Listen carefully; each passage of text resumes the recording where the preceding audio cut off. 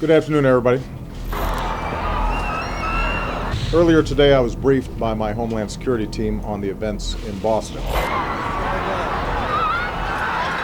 We don't yet have all the answers, but we do know that multiple people have been wounded, some gravely, in explosions at the Boston Marathon.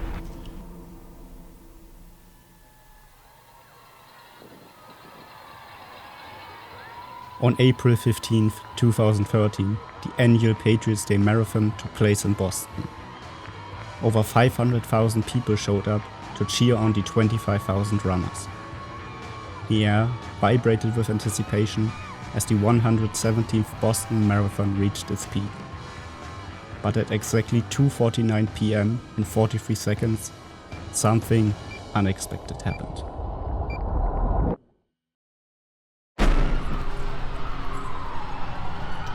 "14 seconds later, a second detonation.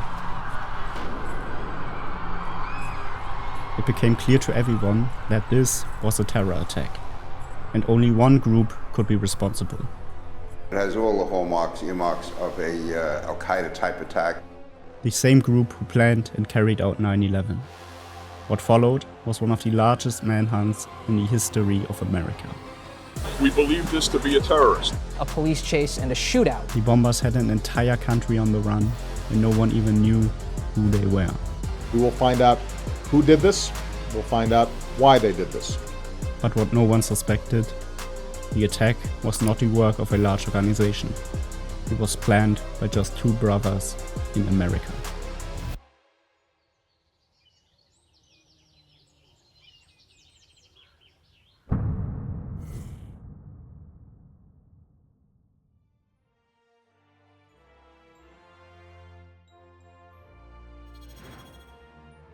In an apartment in Cambridge, Massachusetts, a 19-year-old boy sits in front of his computer.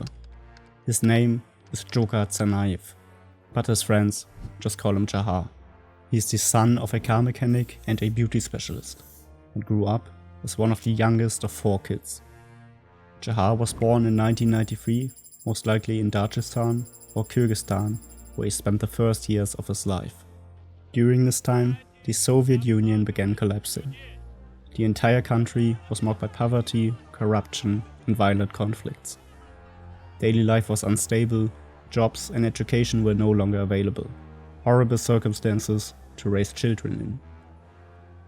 So, the family left their hometown behind and migrated to the United States in 2002. After 5 years of uncertainty, Jahar and his family finally received the green card and were officially allowed to stay. Jahar was the embodiment of the American dream. A brilliant student at the renowned Cambridge Ridge and Latin School, he was captain of the wrestling team and a passionate soccer player. Friends described him as funny, approachable, and an all-around good person. His efforts were rewarded in 2012 with the American citizenship. Jahar was the perfect example of a successful immigrant, but his brother Tamerlan was different. Very different. As the eldest brother, Tamerlan learned to take on responsibility at an early age. His Olympic dreams of becoming a boxing champion were crushed early on by his lack of US citizenship. He was deeply involved in the Quran and a strict Islamistic way of life. Perhaps too deep. As early as 2011, the FSB, Russia's secret service, warned the FBI. Tamerlan was suspected of being a follower of radical Islam and of preparing a trip to Russia to join underground groups in Chechnya and Dagestan. The Joint Terrorism Task Force in Boston began investigations. But 3 months later, the investigation was closed. No connection or nexus to terrorism was the conclusion. A fatal misjudgment. Disclaimer. The following section addresses terrorism and may be disturbing to some. We clearly distance ourselves from all forms of violence and terrorism and explicitly reject them. When their parents returned to Russia in 2011 due to financial difficulties, Tamerlan became the sole caregiver for Jahar, who suffered greatly from the absence of his parents. Tamerlan gradually introduced Jahar to radical Islamic teachings, showing him videos and lectures that glorified the holy struggle and the fight against unbelievers. Jahar, isolated, researching for direction, absorbed his brother's views. Within months, Jahar's fate had shifted from personal belief to ideological commitment. He blindly followed Tamerlane's guidance and swore to punish the enemies of Islam. And right now, he makes a huge mistake that will cost many people their lives.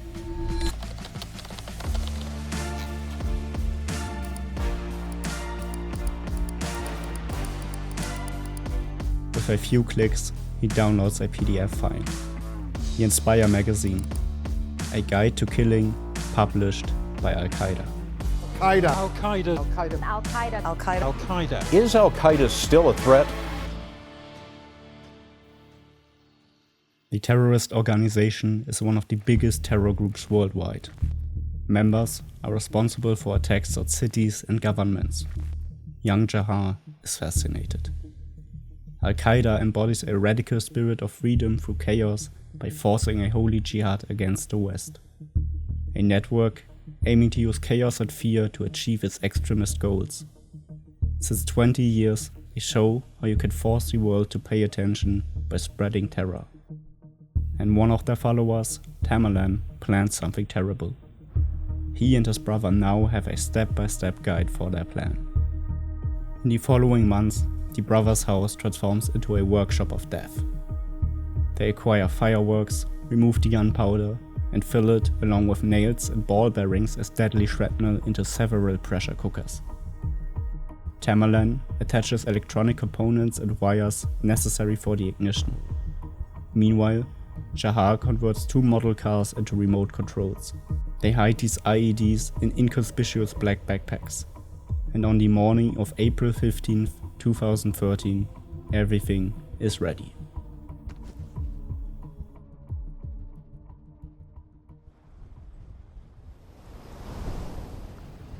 Five kilometers away in Boylston Street, the first runners cross the finish line.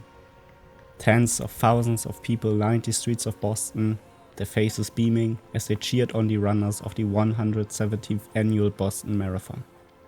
At exactly 2:40 p.m. EDT, Jahar and Tamerlane Tsarnaev blend into the exuberant crowd. No one paid them any attention. Tamerlane skillfully maneuvers through the crowd. He discreetly places his black backpack next to the finish line at 671 Boylston Street. Just moments later, about 180 meters away at 755 Boylston Street, Jahar places his backpack in front of Marathon Sports. Both locations are densely packed with innocent spectators, families and friends. People who had come to experience a special day. Seconds before the detonation, Jahar called his brother and told him that he was ready. When the first bomb exploded with a deafening bang, chaos immediately erupted and screams echoed through the streets. Only 14 seconds later, the second explosion tore through the air. The explosions injured 281 people, 3 of them died. 29-year-old restaurant manager Crystal Marie Campbell, 23-year-old Chinese exchange student Ling Zilu, and 8-year-old Martin Richard, who stood by the railing cheering on his father. Amidst the horror, helpers emerged. Paramedics, police officers, firefighters, and even spectators immediately began to assist the victims.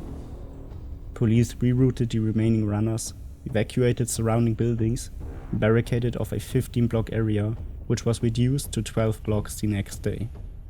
Special search dogs and the Boston bomb squads combed the area for additional explosive devices. The airspace over Boston was closed, and flights from Logan International Airport were suspended. The Tsarnaev brothers knew nothing of this. At that moment, they were already back in their homes, preparing their next attack. What they didn't know, they would be hunted as the most wanted criminals in the USA. But not for long.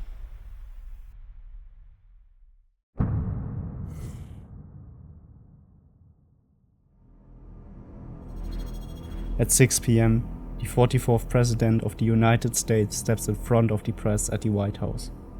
In the next 3 minutes, he delivers a speech that leaves the entire nation speechless. Good afternoon, everybody. Earlier today, I was briefed by my Homeland Security team on the events in Boston. We still do not know who did this or why, and people shouldn't jump to conclusions before we have all the facts. But make no mistake, we will get to the bottom of this, and we will find out who did this. We'll find out why they did this. Any responsible individuals, any responsible groups will feel the full weight of justice. President Obama called for increased cooperation between the FBI, CIA, and NSA. The three intelligence agencies now have only one shared goal: find the perpetrators before they could strike again. Hundreds of agents swarm the streets of Boston in the next hours.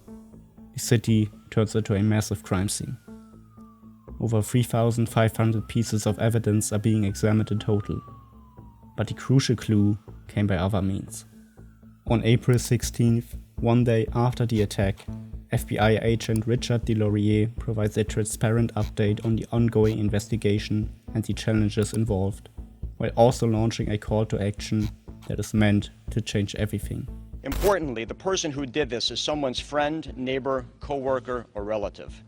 We are asking anyone who may have heard someone speak about the marathon or the date of April 15th in any way that indicated that he or she may target the event to call us.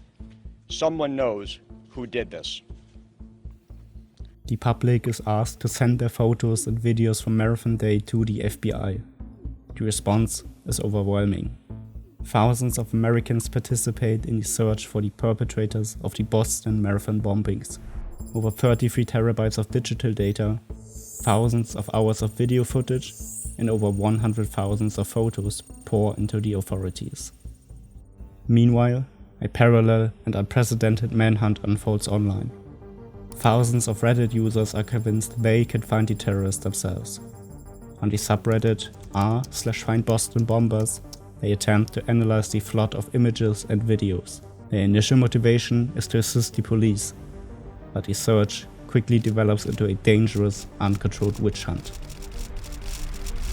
Any man with a black backpack becomes a potential target. Innocent people, including 16-year-old Salaheddin Bahoum and 24-year-old Yazine Zaimi, are falsely branded as suspects and harassed by the public. They are forced to turn themselves into the police to prove their innocence. At the same time, the FBI's investigation takes a completely different turn. The crucial breakthrough doesn't come from online speculation, but from a direct eyewitness account from Jeff Bauman, a runner who lost both his legs in the blast. He describes a man in sunglasses and a black cap, calmly placing down a backpack by his feet and then vanishing into the crowd. The FBI now has the perfect lead to narrow down their search through the immense amount of data. Every agent now reviews the material day and night. Finally, 72 hours after the attack, they stand on the verge of a breakthrough. A camera from the Lord & Taylor department store captured the bombers. Two young men with black backpacks. The FBI has their faces. Now they need names. So, on April 18th at 5 p.m, FBI agent Richard Delorier steps in front of the world press cameras. Good afternoon. My name is Richard Delorier. I am the special agent in charge of the FBI's Boston Division. After a very detailed analysis of photo, video, and other evidence, we are releasing photos of these two suspects. They are identified as Suspect 1 and Suspect 2. They appear to be associated. Suspect 1 is wearing a dark hat. Suspect 2 is wearing a white hat. Suspect 2 set down a backpack at the site of the second explosion just in front of the Forum restaurant. The whole world now knows who the FBI is hunting. But what nobody realizes, they will find the brothers sooner than expected.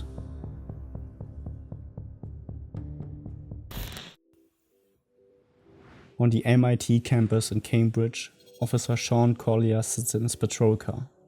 Among his colleagues, he is known for his helpfulness and discipline. That evening, he's supposed to make sure that the students don't overdo it while celebrating. He turns up the radio and doesn't notice two men appearing in the dark. Suddenly, someone knocks on his window. The 27-year-old officer looks up. he doesn't stand a chance. The brothers try to steal his weapon. In vain. The holster's security system blocks them. Terrified of being caught, they make their escape.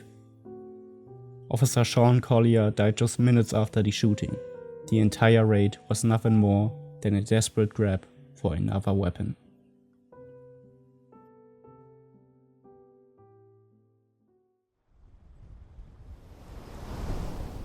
About 4 kilometers from the crime scene, roughly an hour later, Dan Meng, a young Chinese-American tech entrepreneur, is driving home in his Mercedes SUV. He receives a text and pulls to the curb to read the message. Suddenly, 3 hard knocks crack against the driver's side window. Curiously, Meng rolls down the window, only to see none other than the 2 Tsarnaev brothers. They threaten him with a gun to his head and get into the car. Meng is instructed to drive off. The man, terrified for his life, doesn't argue, he slams on the gas. During the drive, Jahar and Tamerlan talk things through. It doesn't take long before they settle on a plan. Meng is told to drive them to New York. There, they plan to detonate their remaining bombs at Times Square and kill Meng. At that moment, Meng realizes the full extent of the situation. He gathers all his courage and tries to buy more time. The tank won't make it all the way to New York, he says, his voice shaking. The men stop at a Shell gas station. Jahar gets out to buy snacks and drinks. Tamerlan stays in the car with Meng. He lays his pistol on the dashboard and starts setting up the car's GPS. For a brief moment, he's distracted, but for Meng, it's enough time. He swiftly unfastens his seatbelt and swings the door open. He jumps out and runs for his life. As Tamerlan looks up, he only sees the man disappearing into the night. He immediately grabs his weapon and takes aim, but it's too late. Meng has escaped. In fact, he rushes to the nearest gas station, desperately begging the cashier to call the police right away. While the cashier makes the call, Meng hides in a storage room. Once the phone is handed to him, he tries to explain the situation. Hello, sir. Please help me. Hello, sir. Please help me. Please help me. Sir. Someone took to my car. They are the suspect of the marathon explosion. They have guns. They want to shoot at me. When the officer arrives, he manages to relay a crucial piece of information to the police. His car is equipped with a GPS system and can be tracked down. Now, the final phase of the manhunt has begun. Shortly after midnight on April 19th, Officer Joseph Reynolds spots the suspicious vehicle in Watertown, the Mercedes SUV, Dan Meng's stolen car. He follows the car and calls for backup, but suddenly, the SUV comes to an abrupt stop. Tamerlan gets out and immediately opens fire on the officer. Joseph ducks behind his door and returns fire. A brutal shootout ensues, lasting almost 7 minutes. The brothers not only use handguns, but also throw homemade explosives. Pressure cooker IEDs and pipe bombs detonate between the patrol cars. Hundreds of police forces, including the Boston Police, State Police, FBI and ATF rush to the scene. More than 8 officers get injured, some gravely, but every one of them survives. Tamerlan Tsarnaev isn't so lucky. He gets overpowered by several officers and is brought to the ground. Jahar, the younger brother, is still in the stolen SUV and sees everything. In a split second, he makes a terrible mistake. He slams the accelerator and charges straight at the officers. Reynolds, holding onto Tamerlan, desperately tries to pull him back, but it's too late. Jahar runs over his own brother, dragging him over 9 meters before speeding off with tires screeching. Tamerlan Tsarnaev dies at 1:06 a.m. at the hospital from gunshot wounds and blunt force trauma. His death was in part caused by his own brother. Jahar Tsarnaev remains at large. He is armed, possibly wounded, and desperate. He has nothing left to lose.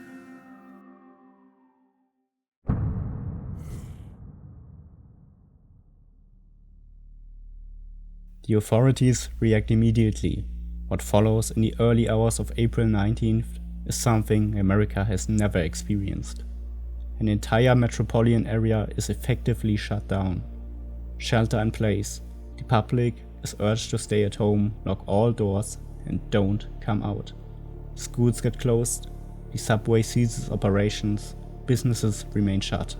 Thousands of heavily armed officers comb Watertown. House by house, street by street, they search for a wounded 19-year-old hidden somewhere. But Jahar remains invisible. As the day comes to an end, the search still seems unsuccessful.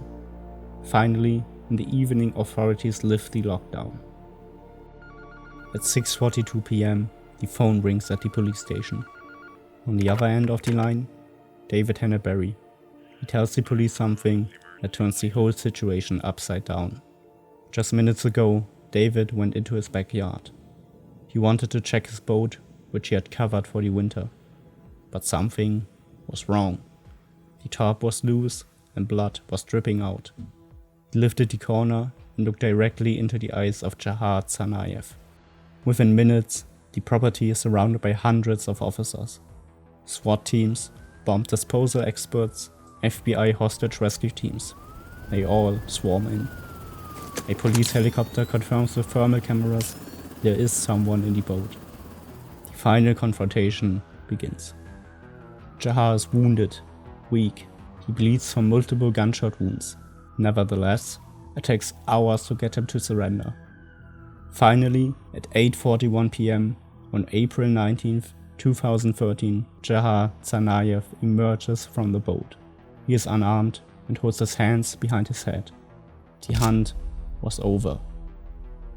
While he laid in the boat, wounded and near death, he left one last disturbing message written on the boat wall. It read, "The US government is killing our innocent civilians, but most of you already know that. As a Muslim, I can't stand to see such evil go unpunished. We Muslims are one body. You heard one, you heard us all. We are promised victory and we will surely get it. Now, I don't like killing innocent people. It is forbidden in Islam, but you two said it is allowed. All credit goes to Allah." Just days after his capture, on April 22nd, 2013, Jahar was charged with 30 counts, including the use of weapons of mass destruction and conspiracy.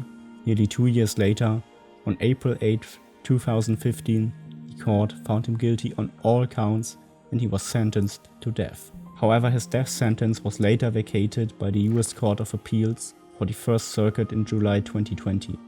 The judges found errors in how jurors were vetted and other trial issues.